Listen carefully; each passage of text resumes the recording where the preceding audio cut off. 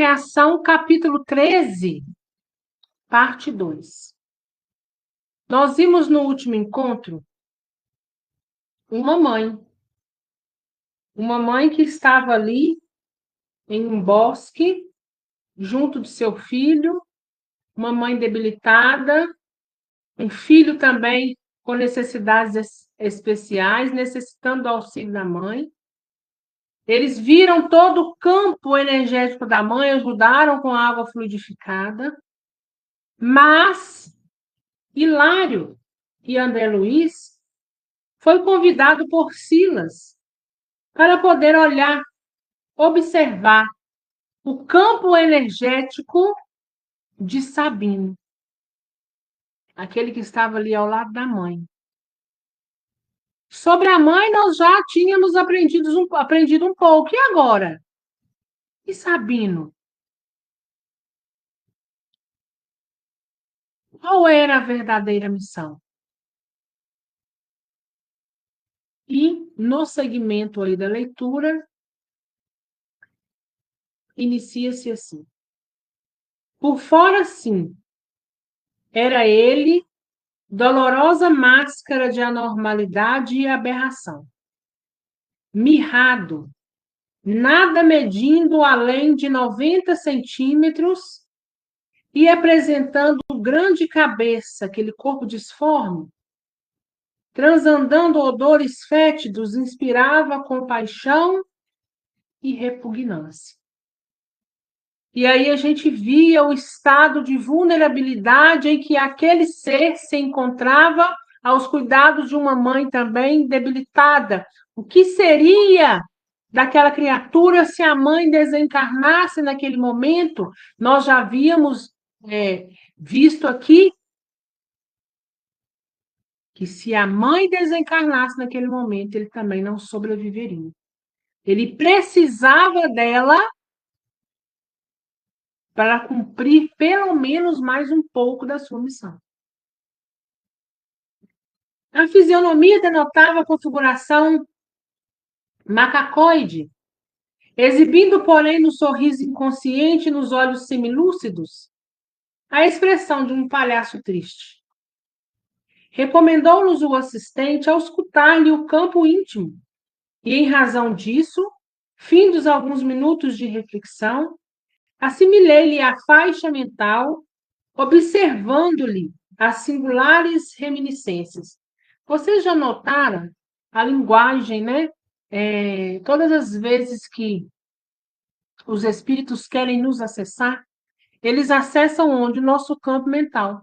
O nosso campo mental é que fala por nós. Nós sabemos que nós somos espírito que comanda a mente e que comanda corpo. Mente em turbilhão capta a essência daquele ser no momento. Às vezes o outro te passa tranquilidade, mas no fundo é um turbilhão, né? Então é na mente, é na essência que eles conseguem acessar de fato.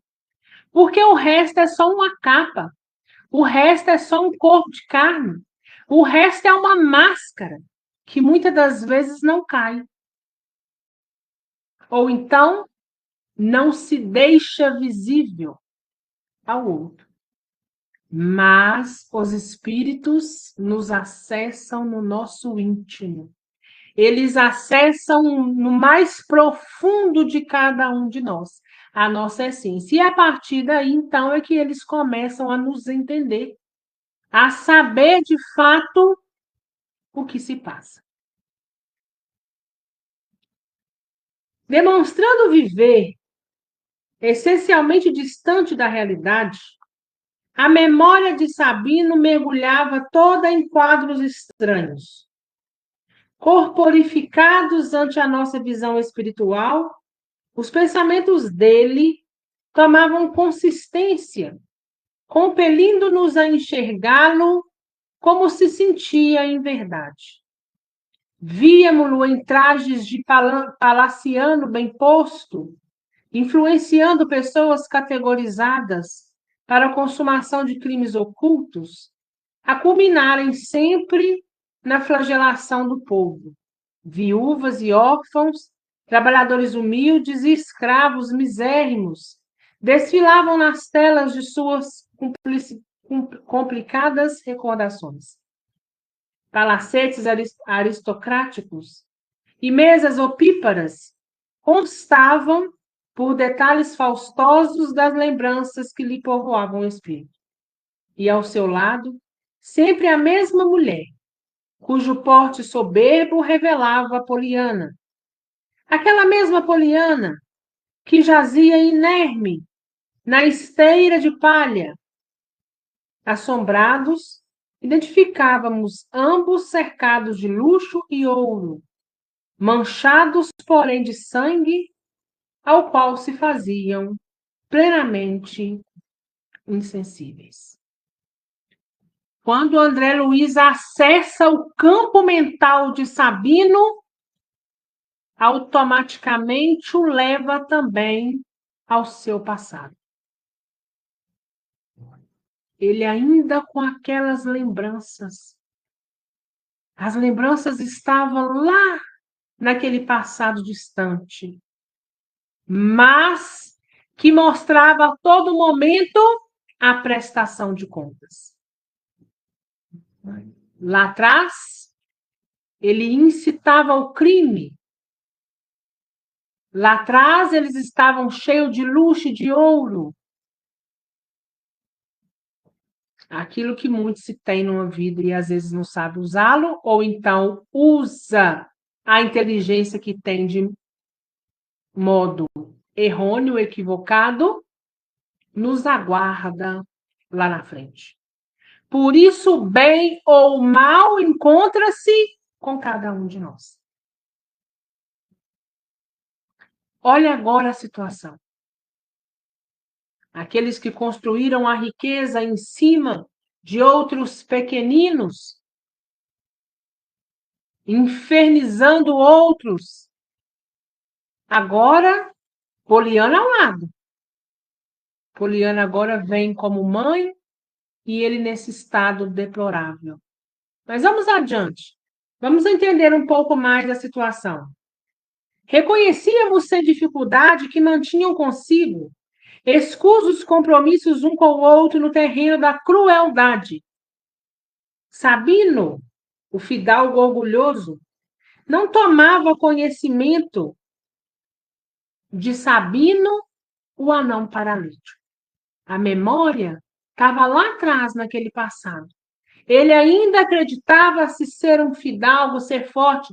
Olhem como é a mente. Muitas das vezes reencarnamos, retornamos com uma mente doentia, nos dando indícios de que a nossa reencarnação, ou mais propriamente dizendo dele, né, de Sabino, se deu de onde? Provavelmente da Mansão da Paz ou de um lugar bem parecido com o dele.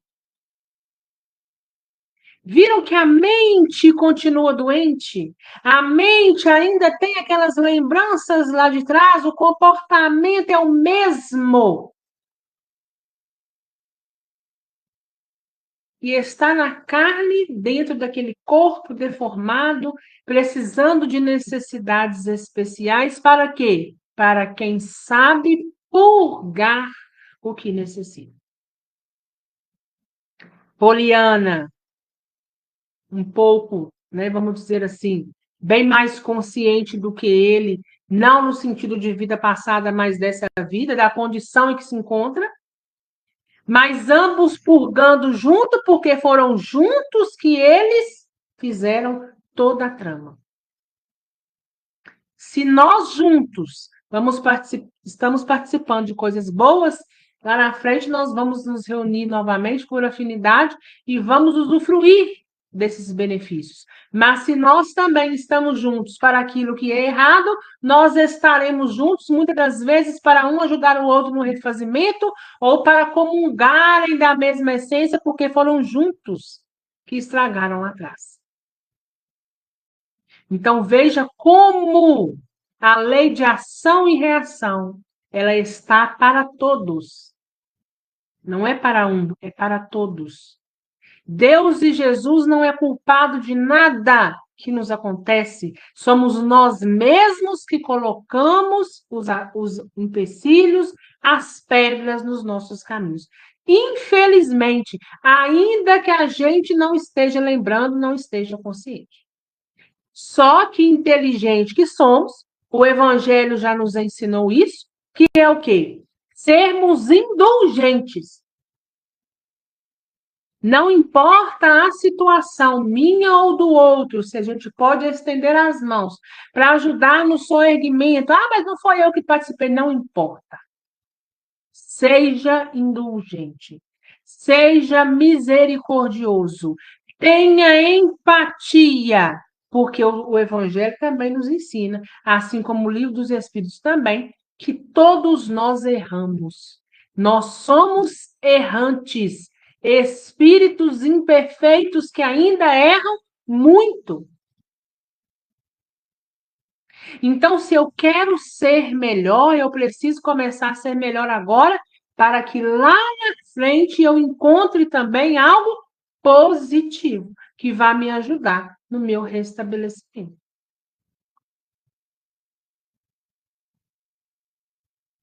Percebendo-nos a perplexidade, Silas observou: de certo, não lhe ouviremos a palavra articulada, mudo e surdo como se encontra, mas podemos consultar-lhe o pensamento, porquanto reagirá em pensamento, respondendo-nos às interpelações através da conversação ideada.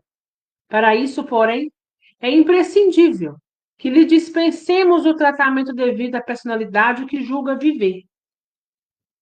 Nós podemos conversar com ele perfeitamente, mas nós precisamos saber até como conversar, porque ele acredita ainda ser um fidalgo, então é como fidalgo que nós precisamos conversar com ele.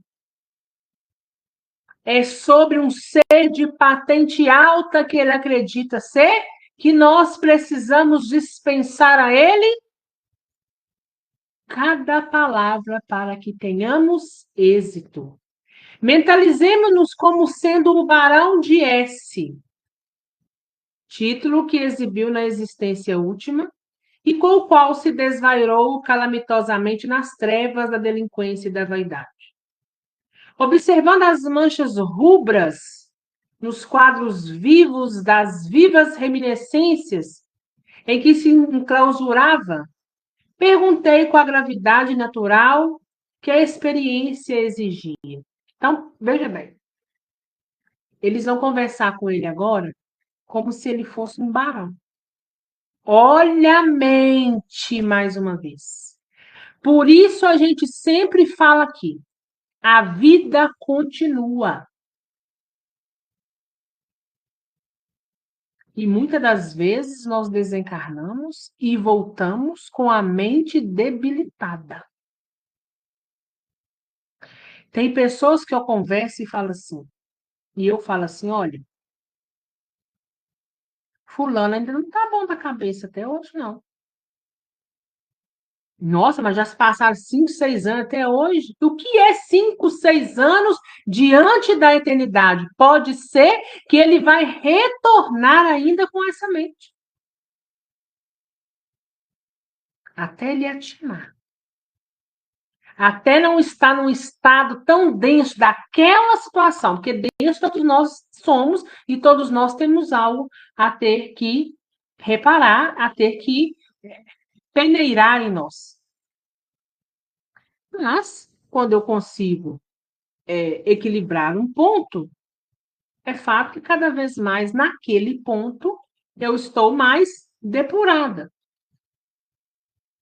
Enquanto no outro eu preciso purgar mais. Né? Então, olha aí. Desencarnou rude, bravo, reencarnou num estado de vulnerabilidade, mas lá no fundo, o pensamento está lá naquela época. Olha lá. Barão, por que tanto sangue em seu caminho? Terão muitos chorando em torno da sua marcha? Notei perfeitamente que ele não recolhera a interrogação com os tímpanos comuns, ou seja, ele não ouviu com os ouvidos da carne, porque ele era surdo e mudo, mas a aprendera em forma de ideia, formulada de si para consigo, devolvendo-nos a seguinte ponderação pelos fios mentais, em que comungávamos uns com os outros, sem que me identificasse por seu interlocutor invisível. Sangue e lágrimas, sim. Precisei de grande dose de semelhante material em meus empreendimentos. Que triunfador do mundo não terá sangue e lágrimas na base das pirâmides da fortuna ou da dominação política em que todos eles apoiam? A vida é um sistema de luta no qual a humanidade se divide em dois campos apostos: aquele dos que conquistam e aqueles dos que são conquistados. Sou um nobre, não guardo a vocação de perder. Que importa a aflição dos fracos, se a morte para eles significa descanso e mercê? Olha como é impressionante. A pessoa está no estado que está, debilitada da forma que está, preso num corpo debilitado. Mas é tão rude, é tão denso, é tão pesado, que ainda assim ele não enxergou a condição que se encontra. E isso acontece com muitos de nós que muitas das vezes não enxergamos a condição em que nós nos encontramos. A gente não faz a reflexão que a gente precisa para melhorar. E eu me incluo nisso também.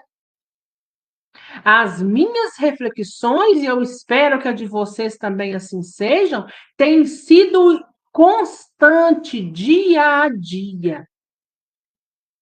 Eu tenho prestado atenção em cada ato, mas eu também tenho percebido a dificuldade que é a mudança. Mas, ao mesmo tempo, eu sei lá no meu íntimo que eu preciso fazer o exercício. Exercício de reflexão, exercício de mudança. Se eu caí, escorreguei, eu preciso levantar e agora eu preciso fazer diferente. Eu estou sendo testada incessantemente, mas diante dos testes, o sinal de alerta, o sinal vermelho, eu coloco diante de mim para refletir, voltar o meu raciocínio e pensar: eu preciso entender.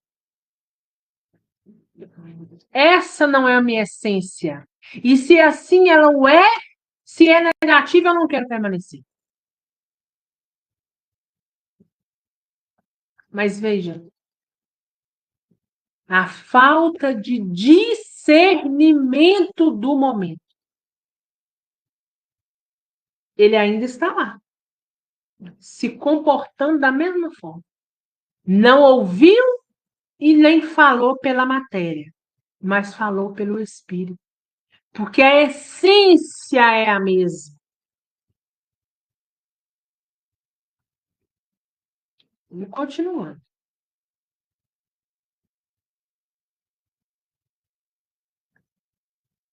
Desliguei-me do foco mental em que se lhe exprimiam os pensamentos. E depois de alguns instantes nos quais se consagrava hilário ao mesmo exame que me tomara a atenção, o assistente esclareceu. Segundo é fácil de concluir, ante a perquisição da ciência terrestre vulgar, Sabino será um idiota paralítico, surdo e mudo de nascença. Para nós, no entanto, é um prisioneiro ainda perigoso, engaiolado nos ossos físicos de cuja tessitura, por agora, não tem qualquer noção, como o egoísmo que ainda lhe turva a alma em processo de incontrolável hipertrofia.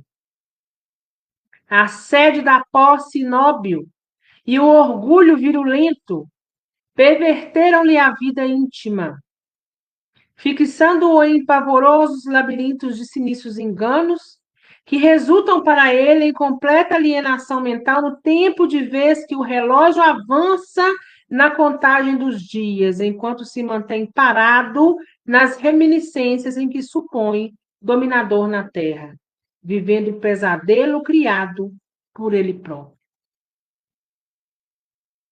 Para nós que estamos encarnados, para a medicina, se a gente olhar, a gente tem pena. Fala, é mudo, surdo. Necessita de cuidados especiais, é vulnerável. Mas, em espírito, ele ainda é perigoso. Ele é o tipo daquele prisioneiro que, se sair de lá, faz as mesmas coisas ou pior. Então, olha as visões diferentes que o mundo espiritual tem e que nós temos. Diante dos problemas que o estudo suscitava, indagou Hilário surpreso. Mas, onde a vantagem de semelhantes padecimentos? Qual vantagem ele tem de estar num corpo daquela forma, surdo, mudo, cheio de limitações, com tantas necessidades, se a mente continua da mesma forma, se a essência não muda, qual a finalidade disso?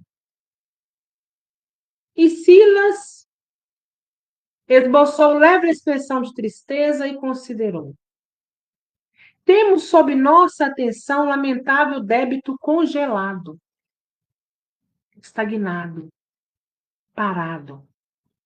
Nosso pobre companheiro, deploravelmente tombado, praticou numerosos delitos na terra e no plano espiritual.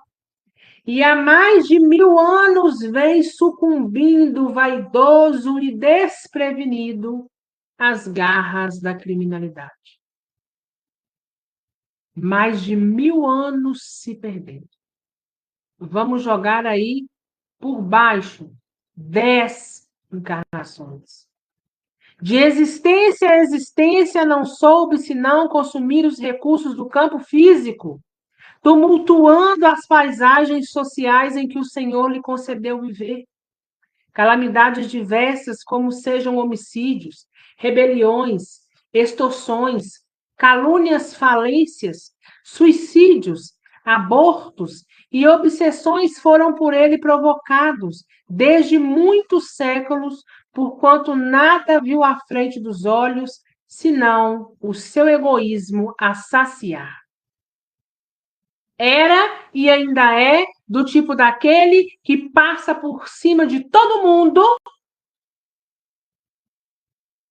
para ver sanado o seu desejo lá na frente. Entre o berço e o túmulo é o desatino incessante. E do túmulo para o berço é a maldade fria e inconsequente, apesar das intercessões de amigos abnegados que amparavam em novas tentativas de regeneração e levantamento, quase sempre inspirado nos pontos de vista de Poliana, que lhe vem sendo a companheira de múltiplas jornadas, cristalizou-se como um infeliz empresário do crime, agigantando-se-lhe de tal modo o desequilíbrio na existência útil, terminada no suicídio indireto, através do mergulho deliberado na viciação, que não houve outro remédio para ele senão o insulamento absoluto da carne, ao nevoeiro da romagem presente, no qual identificamos, assim como fera enjaulada, na armadura de célula, aviltantes sobre a custódia da mulher que o ajudou nas quedas sucessivas. Erigida agora à posição de enfermeira maternal ao seu longo infortúnio. Poliana, a companheira fútil e transviada do bem, que habitualmente escolheu para si a condição de boneca do prazer delituoso, acordou além túmulo para as realidades da vida antes dele. Despertou e sofreu muito, aceitando a tarefa de auxiliá-lo na recuperação, em que, por certo, despenderão muito tempo ainda. Olha lá. Mais de 1000 anos praticando inúmeros infortúnios. O último, suicídio indireto. E por isso essas condições mais debilitadas do corpo, né? Do corpo físico. Mas ele é aquele que não pode ficar solto. Ele está congelado. As reparações que ele precisa fazer, né? Assim como chama aqui, ele está com o débito congelado. E por que esse débito está congelado? Porque ele não tem discernimento, que ele precisa melhorar. Ele não tem discernimento, que ele precisa fazer diferente. Poliana acordou primeiro do que ele. Ela já se atentou pelo que ela fez e que ela precisa reparar. Por isso, agora ela o ajuda no sorgimento. Ela já teve a aceitação de ajudá-lo também. Mas ele continua a mesma coisa. Então, é aquele bate-volta: desencarna, reencarna novamente. Desencarna, fica aprisionado em um determinado lugar, aguardando a oportunidade de voltar. Mas não melhora. Então, ele está estagnado, ele está congelado, ele está parado na linha de evolução. Tem amigos que velam por ele, que já estão lá na frente. Estão orando, estão pedindo, mas o estado de ignorância é tamanho que não reconhece nada. Continua com a mesma mente pequena. No campo perispiritual do anão, ensimesmado, observamos através de sua aura verde trevosa que todas as energias dos seus fulcros vibratórios refluíam sobre os pontos de origem, dando-nos a impressão de que Sabino estava enovelado inteiramente em si mesmo, à maneira da lagarta ilhada no casulo dela própria nascida. Sabe um casulo? Quando está cheio de teia. Ele está ali dentro, né? Ou seja, ele estava em meio a um emaranhado da vida, emaranhado de atos e de ações, e que estavam aguardando o quê? O desnovelo, o abrir de tudo, a sair daquele novelo emaranhado para poder dar linha, deixar a linha reta. Estava ali numa confusão só. As perguntas que não nos foi possível sopitar, respondeu Silas com presteza. Nosso amigo, até que se amadureça em espírito para a renovação necessária, guarda a mente trabalhando em circuito fechado, isto é, pensa constantemente para si mesmo, incapaz da permuta de vibração com os semelhantes. Exceção feita com Poliana, de quem se fez satélite mudo e expectante, como parasita em fronde seivosa. Sabino é um problema de débito estacionário, porque está em processo de hibernação espiritual, compulsoriamente enquistado no próprio íntimo, a benefício da comunidade de espíritos desencarnados e encarnados, porquanto tão expressivos se lhe destacam os gravames de ordem material e moral, que a sua presença consciente na Terra ou no espaço provocaria perturbações e tumultos de consequências imprevisíveis. Veja lá, ele está indo e voltando nessa condição. Ele está indo e voltando estacionado, ou seja, chegando da mesma forma, com os mesmos defeitos físicos, vamos dizer assim, porque ele, em discernimento, o estrago é muito maior. Então, vamos dá-lo a oportunidade de purgar, assim como Deus dá a oportunidade a cada um de nós. Mas a questão é o seguinte, ele não se endireita, né? Ele não se ajeita. E aí a gente pensa e traz para a gente. Quantos de nós, às vezes, desperdiçamos a vida, a oportunidade de estarmos aqui, a oportunidade de sermos melhores, sem refletir, sem raciocinar que isso lá na frente vai estar no nosso caminho. Cada pedra que eu jogo no caminho do outro, no meu caminho ela está. Cada mal feito que eu faço hoje, no meu caminho, ele se encontra. E muitas das vezes as pessoas não percebem. E os espíritas, a mesma coisa, né? Que nós somos continuidade, nós somos uma essência em desenvolvimento.